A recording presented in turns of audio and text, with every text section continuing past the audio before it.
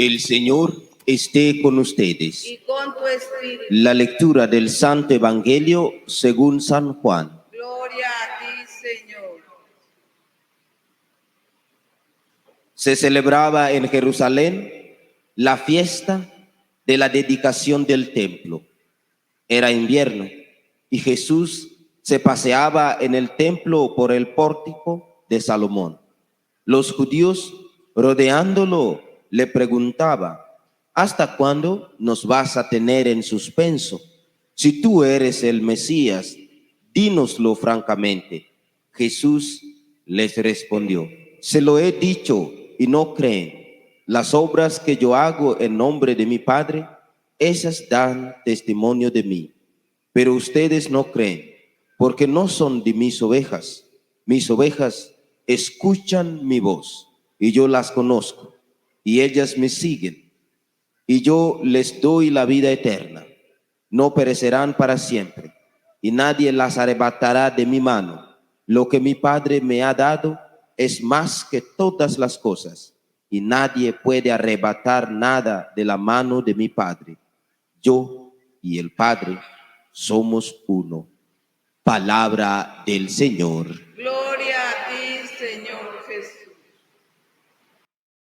Desde el domingo de Buen Pastor estamos leyendo de este Evangelio de San Juan, en donde Jesús se nos presenta como el buen pastor. Y sabemos que a lo largo del Evangelio trata de que sus oyentes entiendan el misterio de su persona con múltiples comparaciones tomadas de la vida.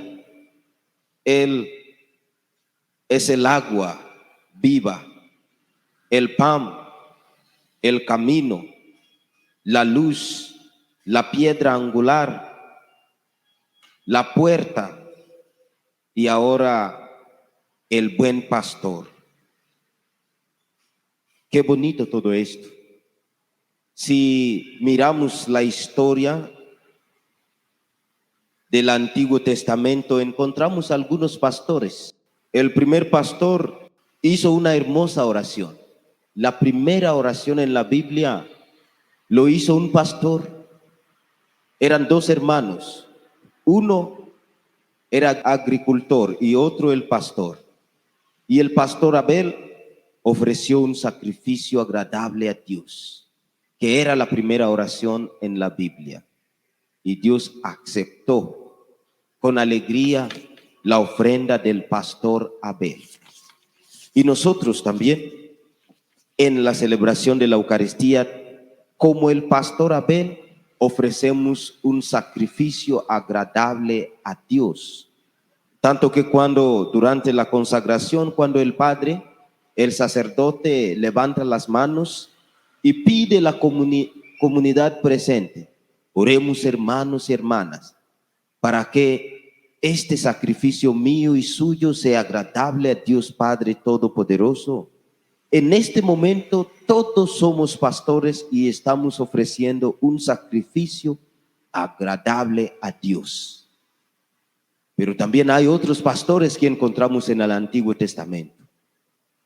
Estos eran muchos hermanos, pero ellos no tenían así el interés de proteger las ovejas de su padre, tanto que acabaran vendiendo su hermano José.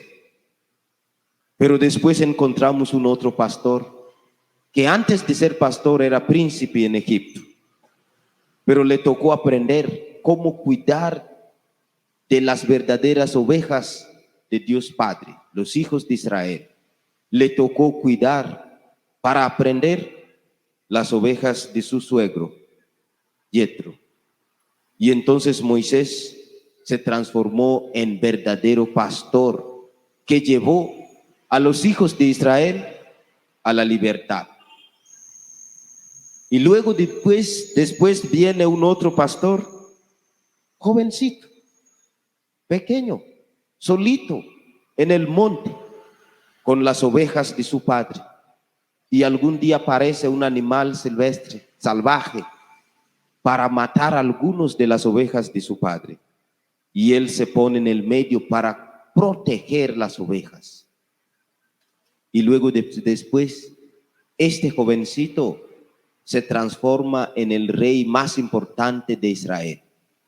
Tanto que cuando nace Jesús, Jesús es llamado hijo de David.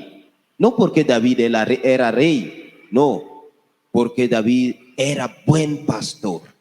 Ahora Jesús sí es el buen pastor que nos salva, que nos protege, que nos alimenta. Y en esta relación de pastor-oveja hay que escuchar uno y el otro. Y él conoce a sus ovejas y las ovejas escuchan sus palabras.